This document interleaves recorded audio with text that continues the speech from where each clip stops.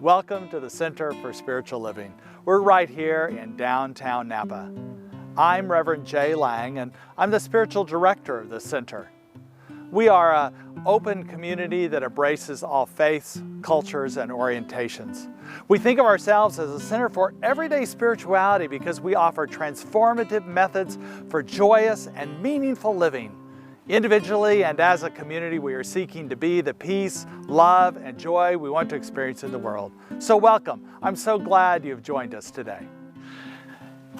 So the other day when I got back, I couldn't find my keys and I just lost it. I couldn't figure out what to do and I just lost it. And I finally got my spare keys, got my car. My car was out of gas and the air pressure indicator was on. I just lost it even more. I didn't know what to do. Finally got to the store and luckily I found it again. It's not easy to find, but I was able to find it. See, it. See, it is here. See? Now, the truth is that's what my talk is today, so I brought these in as a little visual aid. It's called The Thing Itself, and these are one of the first 4 chapters that's in by our founder, Ernest Holmes, in his Science of Mind book that he wrote. Now, this is a comprehensive book about different spirituality that he believes in, the philosophy that he synthesized from all the different religions and philosophies and psychology at the time. And I personally hope that's all there is, because that's a lot of stuff. Now, he wrote other books that are simpler to understand, but this is meant to be a comprehensive book. What's great is, though, these first 4 chapters that a lot of our centers for spiritual living, including us, focus on. And it just is the basics. So today is the thing itself, and the next 4 chapters are the way it works. I have to remember them all.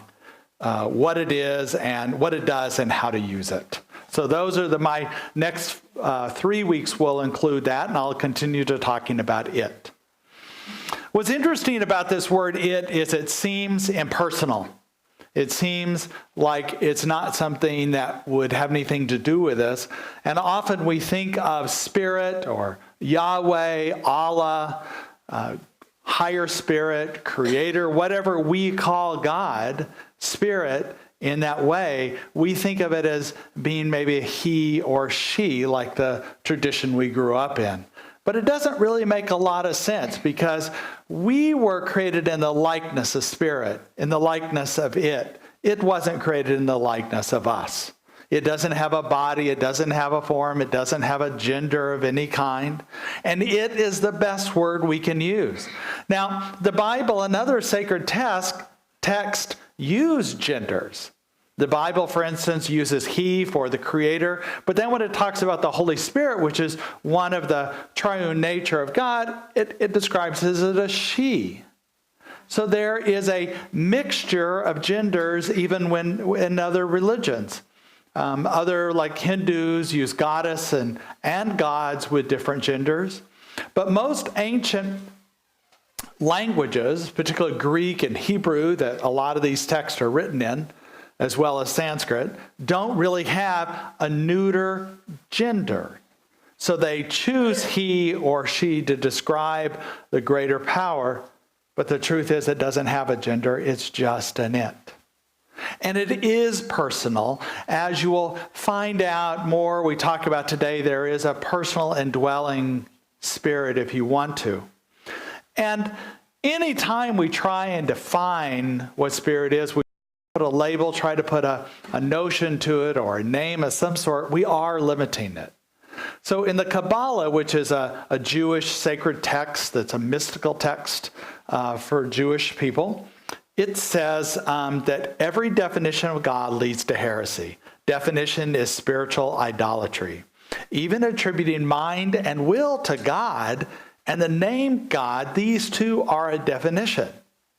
But we have to use something. We have to start at some words, because that's the way we build our faith.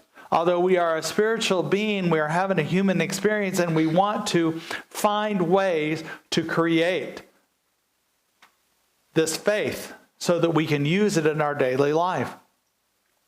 The Kabbalah goes on to say that everything attributed to God other than the vastness of infinity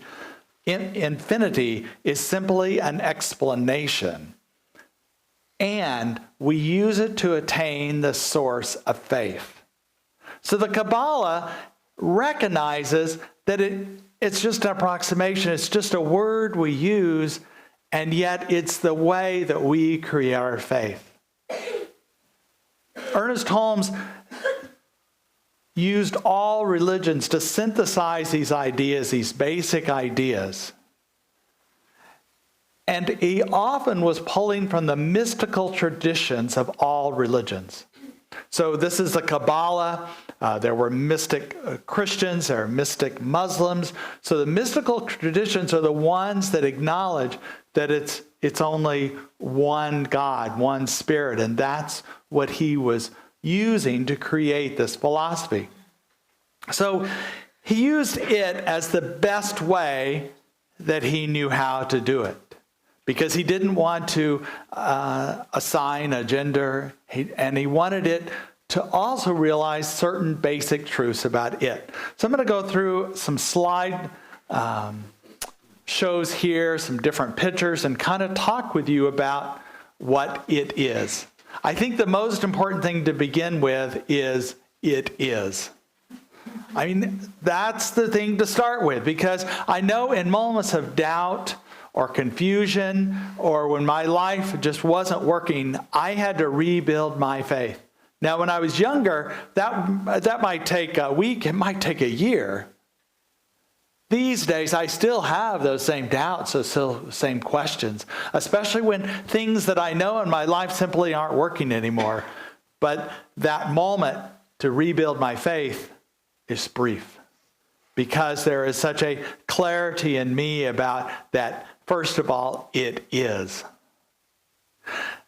I know it is because of my inner experience, my inner knowing, and I simply have to reach in to know this. But in these days, there are scientists and other people who question whether it is. They think that our spiritual experience, even our meditation, can be a creation of our mind, simple chemical reactions that are happening, giving us a sense of euphoria.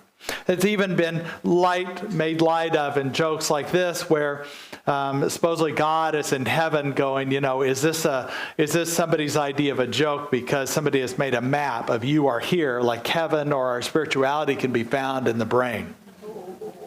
He doesn't look happy, does he? But the way I build this, it is not only my inner experience, but I also rely on things that have happened in my life that I recognize God in it. Healings that I've had, revealings of spirit, synchronicities I have, just revelations I have. And I know those, and I can go, okay, well, I know this happened. I know this is truth. Another thing that I build this faith on is awe. And that's the beauty of nature, the beauty of the people around me, the simple beauty of all life. Some of the mustard plants are beginning to bloom out in some of the vineyards. I was out up at Yountville yesterday riding my bike and captured this picture because it just struck me as this gorgeous, the awe of this line and this field of yellow flowers.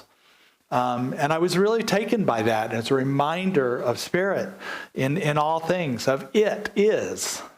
And also, I know beyond this planet there is time and space that I don't really know, but the Hubble telescope has taken some pictures of this. This is a real photo of the cosmos out there, of stars being born, of galaxies and universes, and it's beyond my imagination. As Muslims say, beyond our understanding.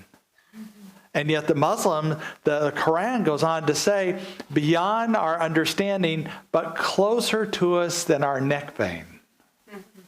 Right? So the impersonal and personal. But we know, and we can just believe that it is. And that's all we need to know. we also know that it is one. There is only one God, one Spirit, whatever you want to call it, Yahweh, Allah. There is only one energy, power in this universe. It is the same. 2/3 of our religions, including Christian, Islam, and Jews, share the same Old Testament God, the God of Abraham and Moses, the I am that I am. There's no denying that those three religions share the same God. And then you get to the other minority of religions, the Hindus and indigenous cultures. And although they have beliefs of many gods and goddesses, they also believe in the unity of all life. So they believe in oneness. So they believe there is one. And then the Buddhists are a little bit different. They don't even see anything, any kind of being that could be separate. It just all is. They're definitely not into two. So there is just one God that all the religions know of. We don't have to see a separation of it. It's when we begin to see the separation that we get into conflict. But we know there is only one. It is all there is, and that is all. And all that is that. It's that simple. I mean, everything on this planet, every aspect of everything, and into the stars, into the universe, it is all it. That is all there is. There is no spot where it is not. This is a photo, another Hubble photo of, these are not stars, these are galaxies. Okay, galaxies. So that means that we're in this solar system, right? We're one star, we're orbiting around one sun, which is part of the stars in the Milky Way galaxy, where there's supposedly 300 million stars in the Milky Way galaxy, and then there's 100 million galaxies. There's like a billion trillion stars out there, and that many solar systems with planets going around it, and it's ever expanding. New galaxies are being created, and stars are in the process of dying as well. There's a birth and death cycle that's in the universe. It's happening. It's not a static thing. That's the nature of spirit, that it is always moving and growing and expanding. And in all of this, there is no spot where it is not. Right? It is everywhere. It is. And like the Buddhists say, it's not that it is everywhere, it just is. Right?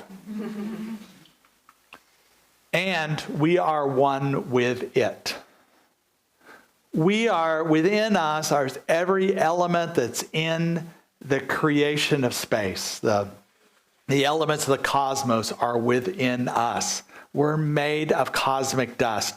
And it is within us, the same consciousness that it is within us. And it is within every person in this room and every person on this planet. We are absolutely one with all of life. Ernest Holmes says we believe in the unity of life and that the highest God and the innermost God is one God. I know that if you were in church last Sunday, that Julie had you read some of these back and forth, and I thought that was these statements of belief. This is one of those statements of belief, that we believe in the unity of life and that the highest God and the innermost God is one God. So there's no God up there in heaven that is trying to figure things out or manipulate us or decide whether to give us a miracle or not. That it is all one, and we are one with it. We are one with everything, all of nature, all the beingness around us, and with everybody. All peoples, all ways of being. I believe that when we begin to think we are separate, that either a separate group or separate as an individual, that's when we can get into conflict with the world, that we think the world is against us. Whether individually, whether we feel alone, or as a group, when we push ourselves against something out there that we think that we have to fight against, it's a belief in separation. I believe that was what happened in France this week, a tragedy that happened where the Islamic extremist killed 12 people and eventually 20 people died and more in critical condition. A sad, sad situation. I was stunned and shooken up by it. And yet I bless what is happening. I know that they did what they thought they were doing out of a just cause. And yet I know, I've read the parts of the Quran, and I know from Muslims that I know that nowhere in the Quran does it justify killing or suicide of any kind, that is against God's will. So it's an extreme view to do it, and most Muslims around the world are condemning the act. I also know this morning in our time, it would be evening in Paris, this very time that we're in right now, that they're marching, that there are people who are marching for the sake of unity. There are all peoples, different leaders from different nations being represented. They're carrying flags from different countries as well as different religions, and they're marching for peace in honor of the people that have died, and also for knowing that the action that was taken was not in alignment with spirit, not in alignment with it, not in alignment with this oneness. And the only way they knew to express that is a march of unity. And that makes sense, right? Because that's what we need to do. And time we feel distant from someone, it is us that is turned away from this basic principle that we are one with all life. And life is emerging and growing in perfect ways, and we need to allow that to happen. We need to understand that there's a certain timing to life, and we just need to trust it and allow it to come forth. Another truth we know is that as it is in heaven, it is on earth. For we don't believe in a heaven that is up here, but instead a heaven that is within. Jesus said the kingdom of God is within, it is at hand. And it is right here. We create this. So we know that as it is in heaven, it is on earth. It is the same wherever it is. And we know this truth of being, that this photo is a depiction of the Big Bang, of the energy and the light that was put out when the universe was first created. We're not sure exactly happened that way, maybe, but we know that it is a creative element that's always creating and moving within the universe, a death and life cycle that's in the universe as well. And a parallel picture people often put together is this is a brain cell that has neurons firing in it, synapses happening, and how similar those two are. And then at the bottom, Ernest Holmes' statement that we believe that the kingdom of heaven is within, that we experience to the degree that we become conscious of it. So it is the heaven that we can experience through our awareness, through our understanding, through our acknowledgement that it is all there is and we are one with it. As I mentioned, it is impersonal. And Ernest Holmes really wanted to drive in the point that it is impersonal. That there's no group of people, no nation, no religion that is the favored group. That we all are seen as children of it. That we are divine beings having a human experience. But there's no religion that has the lock on being able to go to heaven or have immortality. Because in truth, we are all immortal. We are all part of this eternity. As Ernest Holmes said, we believe in the eternality, the immortality, and the continuity of the individual soul forever expanding. So that what was originally created is always here, is always present, will always be. It may or may not have a body, but the soul continues no matter what. Now, I'm not saying there's not a cause and effect in this life and in lives to come. Because, in fact, the things that we do have an effect on how we live and how we are connected with the planet. So we are held accountable by some, but it's not by a judging God that tells us whether we get to go to heaven or hell. It's not by a judging God that tells us whether we are worthy. For it is all around us, this presence, the Spirit, that we can experience it. And we can experience heaven to the degree we are conscious of it.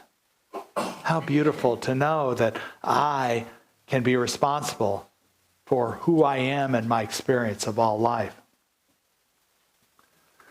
While it is impersonal, it is also personal. We can bring it in and have an experience of our life, of our connection with it in every way we do. By simply taking a moment on our day to breathe and to know. And to have spiritual practices on a regular basis even increase that awareness, that personal relationship we have with it. As Ernest Holmes said, we believe that God is personal to all those that feel this indwelling presence that we know as Spirit, that it is it, and that is it. We also know that Spirit is the source of all life, that it is the source of all life. All creativity, all knowing, all power, all love, all joy, it is the source of it. It doesn't mean we can't experience that from a friendship, a relationship, a fulfilling job. We experience the joy, the love from that, the love from another person, and yet beyond that, because it is the source, it is the ground of our being, that love, that joy, that satisfaction is sourced in the divine. It is the truth of our being, the understanding of who we are. We also know within this source is that freedom, that feeling of freedom. The seeds of freedom are in Spirit itself, the divine knowing, the divine power. And that if anything in our life is constricting, then it is we ourselves, either individually or culturally, that have restricted it. For it is not meant to be restricted. Our relationship with Spirit is meant to be free and opening and always greater and growing. So if there's a constriction, it's something we need to look at. The flow of life is always present. It is a flow that happens coming down. If you can imagine, it is a water coming down a river and flowing and into the ocean. It is all one Spirit. But often, as humans, we dam up part of that water and claim it ourselves, fence it off and saying, this is it. When this is it is it. There's no doubt about it, but it's also all of this.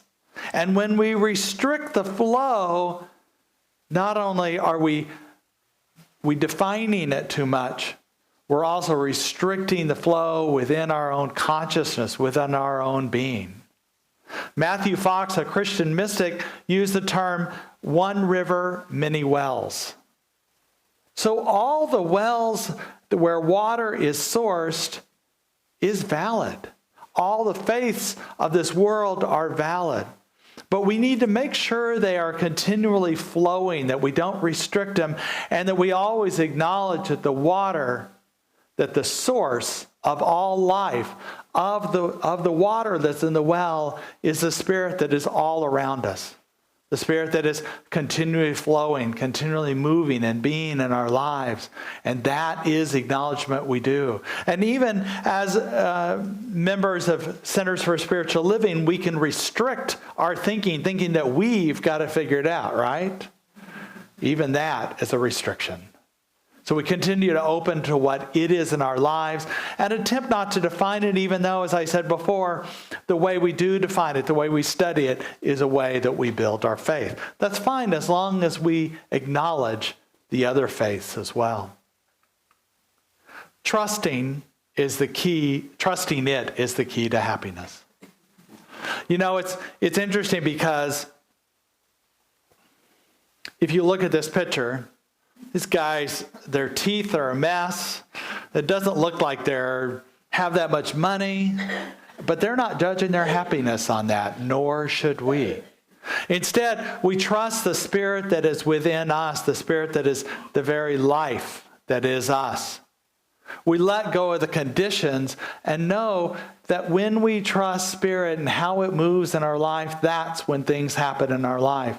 We acknowledge that it is all there is, that we are one with it.